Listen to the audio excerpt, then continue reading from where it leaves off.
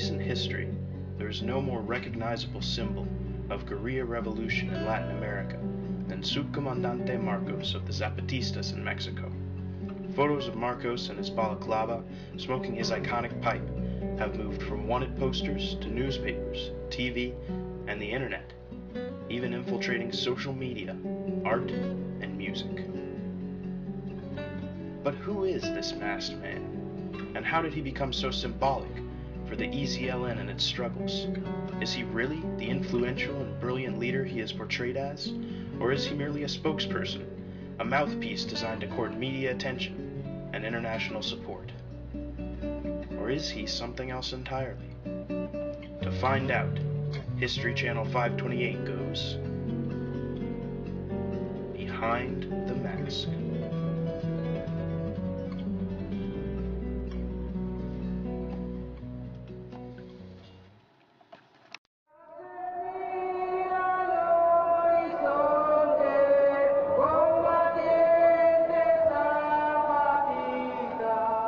The Zapatista Army of National Liberation, Spanish abbreviation EZLN, is a guerrilla movement based in the Chiapas province in southeastern Mexico.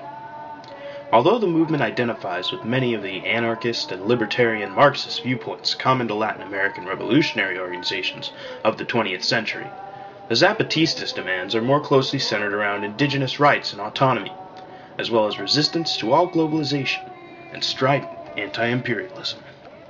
The Zapatista thought is definitely both firmly rooted in indigenous Mayan beliefs and the strong resistance to neoliberal globalization. It was no accident that the movement went public on the 1st of January 1994, the same day that NAFTA went into effect. They reject what they see as economic imperialism by the U.S. as well as the Mexican government's exploitation of indigenous workers and Chiapas' natural resources, and they were willing to militarize and fight for those beliefs.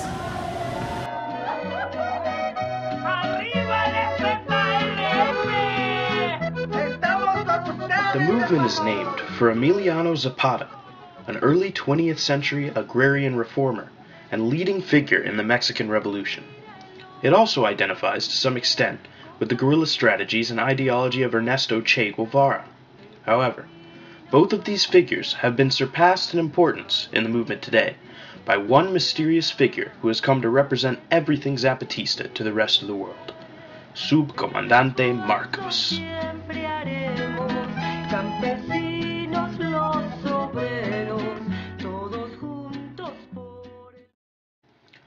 Although the Zapatista movement revolves around the struggle of the indigenous peasants in Chiapas, Marcos himself is not from the region or even of indigenous descent. Some have questioned his ability to effectively represent the people that he claims to. Nobody knows who Marcos really is. In 1995, the Mexican government put out a claim that he was actually a man named Rafael Sebastian Guillen Vicente, the son of Spanish immigrants who grew up in 1960 southeastern Mexico. They said he went to a Jesuit high school and got a degree in philosophy from university and then became a professor. And he says he wasn't, but who knows? People will say he's disillusioned government official, or they say he's a priest, or they say he's a professor. And I say it doesn't matter who he was then. He's the articulate, respected, intellectual leader of the revolution now. While he won't reveal his identity, Marcos does share stories of his past. His parents, he has said, were both teachers, and in a 2001 interview, Marcos credits his family for his love of language. In our family, words had a very special value. Our way of approaching the world was through language. One way or another, we became conscious of language, not as a way of communicating, but of constructing something. His words have constructed the Zapatista movement. His eloquent speech and proficient knowledge of Spanish, English, French, and Italian allow him to connect the cause of the EZLN to a broader audience. Some people call Marcos a genius, and I guess it's true. He has the ability to bridge the linguistic, cultural, and social gaps between the indigenous communities and the rest of Mexico, North America, and the world. Without this ability, the group would not have nearly the support or effect that they do. El Sub dice que nuestra palabra es nuestra arma. Hay que estar siempre preparado. Though Marcos has inspired an audience in the Chiapas, as well as internationally with his words, questions still arise about what inspired him to initiate the movement.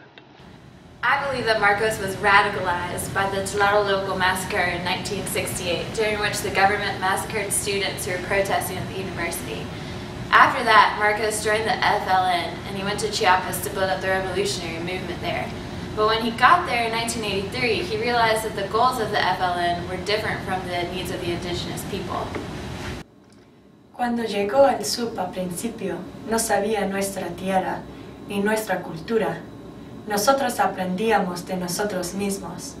Él nos enseñó a leer y a defendernos. Y nosotros le enseñamos a conservar el maíz y las otras comidas. Y le explicamos lo que realmente necesitamos de una revolución. You are not from this land, these mountains, the jungle. You're not an Indian. You obviously have an education. You speak English. You speak some French, I know, some Italian. Why are you here? How did you come here? You must choose a way in one stage of your life. You believe in some kind of right of the people. You think that the people have the right of justice, of liberty, of democracy, and you decide to fight for these people. Marcos ventured into the wilderness of Chiapas in an effort to learn about and liberate the oppressed, much like Che Guevara before him. Marcos, however, does not merely accept the comparison, he expands on it. Both individuals really possess very well-developed cults of personality. Photographs of Marcos smoking his pipe are very similar to compare next to those of Guevara smoking his signature cigar. In Chiapas, you often find murals of Marcos being placed adjacent to those of Guevara. As individuals, Subcommandante Marcos and Che Guevara share a fascinating relationship. If Guevara is considered to be the innovator of the image of a true revolutionary, Marcos is a constructive duplicator, so to speak. I think that from what we know of Marcos, he's obviously committed to the cause, which has a definite Marxist bent to it. You know, the decision to give up civilian life and disappear into the jungle, potentially for the rest of one's life, that's not a choice that can be made lightly. And ever since his emergence as the face of the Zapatista movement, Marcos has been the most wanted man in all of Mexico. So you have this guy who seems to have given up everything to fight for an oppressed group to which he doesn't pertain. And on top of which, he's almost over the top in his humility. You know, Marcos isn't the comandante, the commander, right? He's the subcommandante of an army that's commanded by the people. It's a very romantic picture. In the media, Subcommandante Marcos has soared into popularity and myth. The question remains, does that make him a good leader? I think it definitely helps that Marcos is, eloquent, attractive, from what we can see behind his pasamontañas, right? And something of an intellectual. You know, the thing that you hear overwhelmingly from his fellow activists or revolutionaries or whatever they want to call themselves is that he's a poet. And that one fact seems to matter more than him being a guerrilla fighter or some leftist revolutionary or whatever, even though those things are more salient pieces of his identity. Marcos is certainly very vocal, but he's only one subcomandante to many comandantes. Those are the ones that led the revolution. Take Comandante Ramona, for instance. She may wear a mask like Marcos, and she may not have gone by her real name, but she was a very present leader in the struggle. She was involved in the movement from the beginning and helped take the city of San Cristobal de las Casas. So we know, and the movement knows, that she was vital in the rise of the Zapatistas. Moreover, we know that she was a Mayan woman, so that identifies her with two of the oppressed peoples of the movement. The realization that Subcomandante Marcos is not one of the oppressed can leave us reeling from the implications. Can we trust him? Ranked below his female counterparts, Subcomandante Marcos has sought a different role in the struggle against capitalism. He has led the movement in a very different way than the comandantes. What they can rely on is Marcos being able to publicize the movement. It's undeniable that in this regard, he's a genius.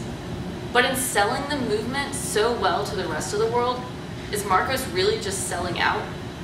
None of this goes to say that Marcos isn't a good leader.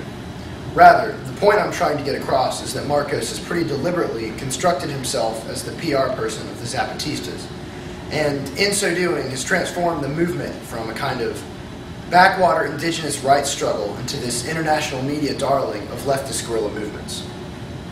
The very success of this anti-capitalist movement has made it, like Che, the target of capitalist processes, which means that the capitalist machine that Marcos so loves to rant and rave against has to, by its very nature, package even his dissent for commercial consumption. What remains to be seen is whether the commodification of the Zapatista movement has made it so cute and trendy and palatable that it has undercut the Zapatistas' ability to fight for any kind of real change. I think I'm justified in saying that that would be a failure of the movement and would indicate a failure in Marcos' leadership, right? I mean, what is more reactionary and sinister and anti-revolutionary than the commodification of the suffering of an oppressed group of people that you perpetrated to liberate? Over the years, the Zapatista movement has grown and changed, and Subcommandante Marcos has grown with it. The mysterious masked man, with his signature pipe and poet's voice, has infiltrated popular culture and brought the revolution with him. While the jury is still out on whether or not the EZLN will benefit from this popularity, the possibility looms that Marcos has irrevocably redefined the movement and placed it in a rut of palatable protest from which it may never escape.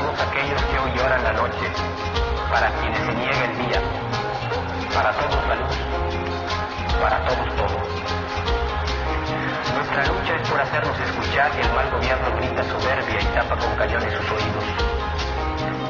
Nuestra lucha es por un trabajo justo y digno y el mal gobierno compra y vende cuerpos y vergüenza. Nuestra lucha es por la vida y el mal gobierno oferta muerte como futuro. Nuestra lucha es por la justicia y el mal gobierno se llena de criminales y asesinos. Nuestra lucha es por la paz y el mal gobierno anuncia guerra y destrucción. Techo, tierra, trabajo, pan, salud, educación, independencia, democracia, libertad.